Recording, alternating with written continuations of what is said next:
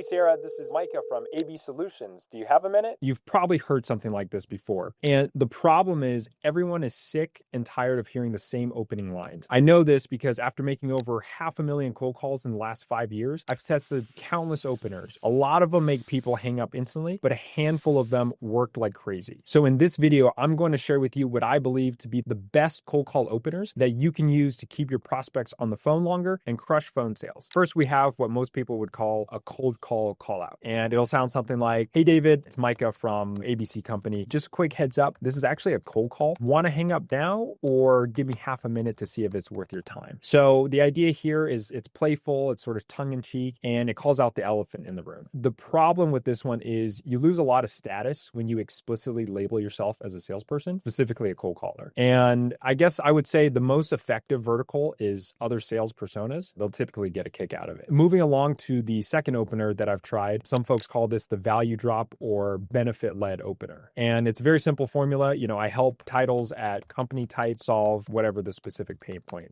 Mind if I share how? So it can sound something like, hey Mark, it's Micah from Acme Corp. We work with heads of IT at mid-sized banks to reduce their QA testing cycles by 40%. Would it be okay if I share how we're doing that? So it's not bad. It gives off the vibe that you're straight to the point person and that it's highly targeted to their exact role. However, you're sort of pitch slapping them right out the gate, and that'll quickly label you as a low status salesperson. And it gives them enough context to feel confident saying, they're all set. Next up, we have the context or relevance based pitch. So really similar to value drop, but it can sound something like, hey, I noticed your team just rolled out a new mobile app last quarter. We've been helping other SaaS companies tie in their release testing and security. Thought it might be relevant. Can I give you the quick rundown? So again, very similar to the value drop opener, but even more specific to, what's going on in their company. This can be marginally more effective as you show you've done your research, but that research may take more upfront time. And if you're using an AI or intent signal tool, you risk being wrong, or it turns out that the data is completely irrelevant. The next one is the curiosity or question first opener. And it'll sound something like, hey, Alex, just a quick question. Who's in charge of handling third-party pen testing for your web apps? And so an intro like this is great for, again, just getting straight to the point, but your tonality has to be on point here. Not enough trust is usually built at this stage just to start asking questions. So they might be a little more resistant if they feel they're a salesperson. And then the fifth one that I've tried is the conversation human to human approach. And this one, you're going to want to use a friendly or informal tone. It can sound something like, hey Tom, it's Micah over at Company X. How you been? And so the casual tone can disarm the prospect, but if your tone is even slightly off, it can instantly destroy your status. And sometimes the prospect feels like it's a bait and switch because you give the impression that you know them, but then they find out that you're just a stranger. And then the next one is the permission-based or sort of polite opener. And this one's used pretty widely. It'll sound something like, hey, Sarah, I know you weren't expecting my call, but can I grab 30 seconds, let you know why I'm reaching out, and then you can tell me if it makes sense to keep going. It's not a terrible opener, and you do a lot by calling out the elephant in the room and giving them the autonomy to either let you continue or not. I do think that your status can be diminished in this formula, but adjustments can be made, which we'll talk about shortly here. The main reason I didn't rate any of these super highly is because they all take a pretty high degree of skill in your tone and delivery to succeed with, which can take thousands of calls to master and months, if not years, to get right. So yes, you can use any of those, but that's not why you're here. You're here to find out what the best cold call opener is. And I believe that's what I call the door opener sequence, or DOS for short. There's three parts to the DOS opener, which are number one, what we call an optimized PBO or permission-based opener, then a pattern interrupt question, then an upfront contract. And before I get into each part, the reason why this works so effectively is that in a cold call, the buyer journey starts from a place of fear. And as soon as they pick up, you need to turn that fear into enough trust to lead into a curiosity-inducing pitch. The problem is if you haven't properly set up stable ground or sort of a stage to launch into your pitch, you're not going to get very far. So diving into each part, the optimized PBO consists of a double tap on the prospect's name, introducing yourself and the company almost in explanatory matter-of-fact tone, then into a tactical empathy state statement addressing the problem that they have now, which is you, then leading into an ask, which is really suggesting the solution to solve their problem, again, which is you. And AKA,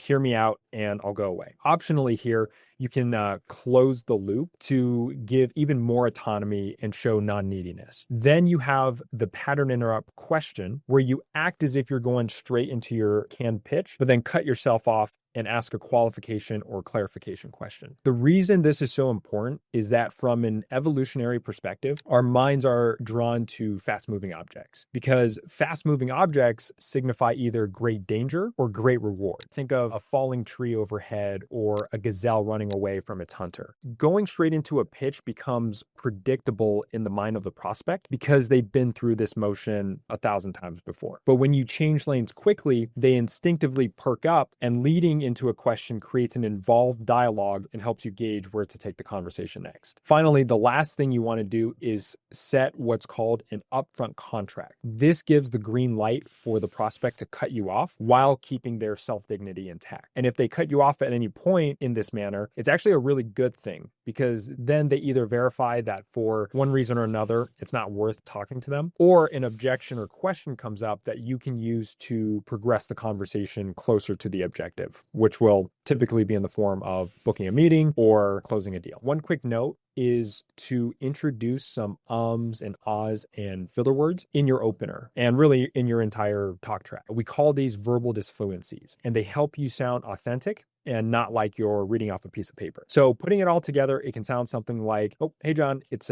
Mike over at Company X. I know I'm an interruption here, but do you mind if I grab half a minute? I'll let you know exactly why I called, and then you can let me know if it's relevant or not. And if they say yes, great, we'll appreciate that. And then remind me, have you heard of Company X? Just by the off chance? Usually they'll say no. Okay, no worries. Well, feel free to cut me off if it's not in your wheelhouse. And so another variation of that could sound something like, yeah, hey, John, it's Mike calling from Company X. I know I'm catching you on the blue, and I don't think we've ever spoken before, but was looking to grab 27 seconds. I'll tell you why I called, and then I can let you get back to the salt mines. And they say, yes, great, sweet, appreciate that. Remind me, is application pen testing still in your swim lane, right? If they say no, then you might not be talking to the right person. But if they say yes, okay, gotcha, then I think this should be relevant, but feel free to cut me off at any point if I'm barking up the wrong tree here. So again, the DOS opener gives you the runway to fully explain your value proposition, to generate curiosity and intrigue within your main pitch and set up a strong close. Now, my hope for you is that you take what I just showed you and try them to see what works best for you. But if you want to see them in action before you get started, click right here to watch me actually make cold calls in real time and start from complete scratch until I make my first sale. So you can just copy my process start to finish. So we'll see you over there, and good luck.